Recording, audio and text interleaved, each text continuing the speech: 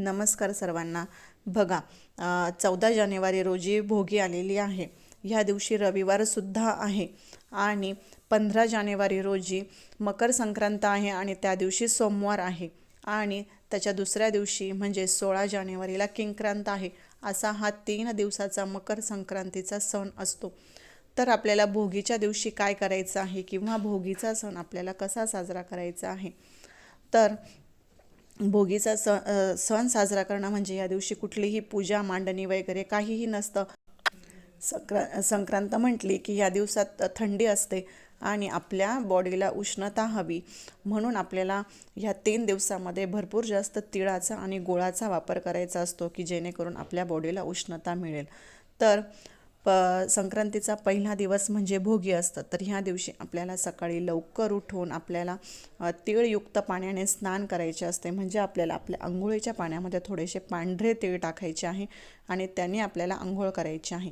त्यानंतर आपल्याला देवांनासुद्धा अंघोळ घालताना किंवा स्नान घालताना आपल्याला त्यांच्या पाण्यामध्ये सुद्धा थोडेसे पांढरे तीळ टाकायचे आहे आणि त्यांनी आपल्याला देवांना स्नान घालायचं आहे. त्यानंतर देवापुढे जो तुम्ही दिवा लावतात तर त्याच्यामध्ये सुद्धा जे तुम्ही तेल वापरतात तर त्या दिवशी आपल्याला तिळाच्याच तेलाचा दिवा लावायचा आहे. आणि जर तुमच्याकडे तिळाचं तेल अवेलेबल नसेल तर तुम्ही जे कोणतं तेल वापरता ते टाका आणि त्याच्यामध्ये थोडेसे पांढरे तीळ टाका, म्हणजे आपलं तिळयुक्त तेल हे तयार होईल आणि त्याचा तुम्ही दिवा हा लावू शकतात. तीळ हे उष्णता असतं, उष्ण असतं, म्हणून आपल्याला तिळाचा वापर हा जास्तीत जास्त करायचा असतो. त्यानंतर आपल्याला मिक्स भाजी करायची आहे, त्याच्यामध्ये तीळ टाकायचे आहे आणि त्याचबरोबर बाजरीची भाकरीसुद्धा आपल्याला करायची आहे. तर आमच्याकडे ह्याला मिक्स भाजीच म्हणतात, तर तुमच्याकडे काय म्हणतात ते नक्कीच कमेंट करून सांगा. तर ह्या भाजीला अतिशय महत्त्व असतं, कारण की जे काही हरभरा असतो, गाजर असतं, ते आपल्याला ह्याच दिवसामध्ये म्हणजे हिवाळ्यामध्येच आपल्याला ते मिळत असतं आणि ते आपल्याला खायचं असतं की जेणेकरून आपली बॉडी निरोगी राहील. जे बघा आपण म्हणतो, जो न खाये भोगी तो सदा रोगी, म्हणजे आपल्याला ही भोगीची भाजी खायचीच आहे आणि निरोगी आपल्याला वर्षभर राहायचं आहे. त्याच्यामुळे ही मिक्स भाजी सगळ्यांनी करा, त्याच्यामध्ये थोडेसे तीळ टाका आणि ती तुम्ही खाऊ शकता. आणि त्याचबरोबर बाजरीची भाकरीसुद्धा आपल्याला थापायची आणि त्याच्यावर थोडेसे पांढरे तीळ पेरायचे आहे. आणि जर तुमच्याकडे बाजरीची भाकर नसेल करत तर तुम्ही चपातीसुद्धा लाटू शकता आणि त्याच्यावर थोडेसे पांढरे तीळ तुम्ही टाकू शकतात. आणि जर तुम्हाला रविवारचा उपवास असेल तर आणि तुम्ही जर संध्याकाळी सोडत असाल तर तुम्ही संध्याकाळी ही भाजी करू शकता आणि संध्याकाळीच या भाजीवर तुम्ही उपवास हा सोडू शकता. आणि जर दुपारी उपवास सोडणार असेल तर दुपारच्या वेळेत तुम्ही ही भाजी बनवून खाल्ली तरीसुद्धा चालेल. आणि जर तुमचा उपवास नसेल तर तुमच्या मर्जीनुसार तुम्ही दुपारीसुद्धा बनवू शकता किंवा संध्याकाळी बनवली तरीसुद्धा चालेल. त्यानंतर रवी ग्रह मजबूत करण्यासाठी या दिवशी आपल्याला सूर्याला अर्घ्य द्यायचा आहे.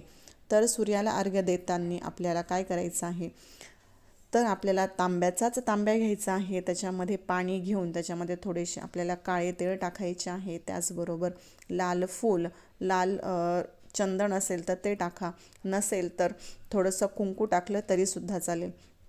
त्यानंतर रविवार आहे आणि अर्थातच आपल्याला त्याच्यामध्ये थोडासा गूळ हा टाकायचा आहे आणि त्या पाण्याने आपल्याला सूर्यदेवाला अर्घ्य द्यायचा आहे. असं केल्याने तुमच्या ज्या काही करिअर संबंधित काही प्रॉब्लेम असेल तर ते सुद्धा तुमचे म्हणजे तुमच्या नोकरी तुम्हाला मिळेल आणि करिअर संबंधित तुमचे जे काही प्रॉब्लेम असेल ते सॉल्व्ह होतील. त्याचबरोबर तुम्हाला मान सन्मानसुद्धा मिळेल. त्यामुळे आपल्याला आपलं सूर्यग्रह मजबूत करण्यासाठी या दिवशी आपल्याला सूर्याला अर्घ्य देणं खूप गरजेचं आहे. त्यानंतर दिवसभरामध्ये तुम्ही गायत्री मंत्राचं सुद्धा जप करू शकतात. त्यानंतर ह्या दिवशी आपल्याला पितरांसाठी तर्पणही करायचे आहे. काय करायचं आहे, आपल्याला पाण्यात थोडेसे काळे तीळ टाकायचे आहे आणि एक तांब्याचं ताम्हण घ्या किंवा एखादी डिश घ्या आणि त्याच्यामध्ये तुम्ही आपण ज्या प्रकारे तर्पण करतो त्या प्रकारे तुम्ही तर्पण करू शकतात. पितृदेव भव म्हणू शकतात. त्यानंतर आपल्याला ह्या दिवशी सगळ्यात महत्त्वाची गोष्ट म्हणजे या दिवशी आपल्याला अन्न वाया घालायचं नाही आहे. बघा, सणसुद्धा असेल तर आपण थोडंसं जास्तीचं बनवत असतो, तर तुम्ही जास्तीचं बनवलं, पण जर खाणारे असेल तरच तुम्ही बनवा, नसेल तर बनवू नका आणि अन्न वाया घालवू नका. तसं तर रोजच आपण तसंच करायला पाहिजे, अन्न वाया घालवायला नाही पाहिजे. तर त्याची सुरुवात आपण आजपासूनच म्हणजे भोगीच्या दिवसापासून करू शकतो.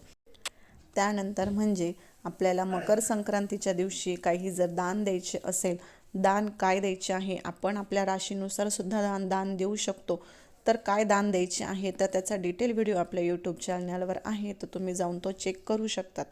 तर मकर संक्रांतीच्या दिवशी जर तुम्हाला काही दान द्यायचे असेल तर ते तुम्ही भोगीच्या दिवशी खरेदी करू शकतात आणि मग मकर संक्रांतीच्या दिवशी ते तुम्ही दान देऊ शकतात.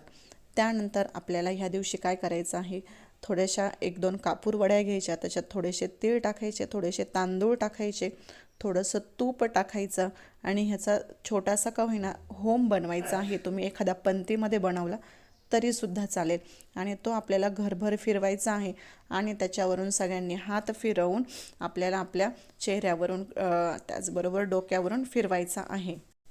आपण आरती कशी घेतो त्याच प्रकारे करायचं आहे. किंवा जर तुमच्याकडे जर जागा असेल बाहेर अवेलेबल तर तुम्ही या दिवशी शेकोटीसुद्धा पेटवू शकतात. त्याच्यामध्ये थोडंसं गूळ आणि तीळ आपल्याला टाकायचं आहे आणि त्या शेकोटीचा सगळ्यांनी लाभ घ्यायचा आहे. सगळ्यांनी मस्त बाहेर शेकोटी पेटवून त्याच्या बाजूने बसवून त्याची उष्णता तुम्ही घेऊ शकता, त्याचा आनंद तुम्ही घेऊ शकतात. त्यानंतर शेकोटी जर तुम्ही पेटवलेली असेल तर शेकोटी विझवण्यासाठी पाण्याचा वापर करायचा नाही, तर ती विझवण्यासाठी त्याच्यावर तुम्ही थोडंसं दूध शिंपडवू शकता. आणि जर तुमच्याकडे जागा नसेल तर मी आधी सांगितलं तुम्हाला कापूर वड्या वगैरे ते केलं तरीसुद्धा चालेल. तर आपल्याला भोगीच्या दिवशी हे सगळे काम करायचे आहे. अतिशय सुंदर भोगीचा सण आपल्याला साजरा करायचा आहे. या दिवशी आपल्याला आपल्या घरात कटकटी वादविवाद करायचे नाही, तर अतिशय आनंदात आणि उत्साहात आपल्याला हा सण साजरा करायचा आहे. जर तुमच्याकडे पतंग उडवत असेल तर तुम्ही पतंगही या दिवशी उडवू शकता आणि तुम्ही तुमचा सण हा साजरा करू शकतात. तर असा भोगीच्या दिवशी आपल्याला हे कामं करायची आहे.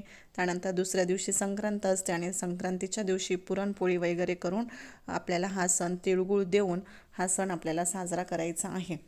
तर आजची माहिती कशी वाटली भोगीबद्दलची नक्कीच सांगा आणि आपल्या यूट्यूब चॅनलला लाईक, शेअर आणि सबस्क्राईब करायला विसरू नका. धन्यवाद.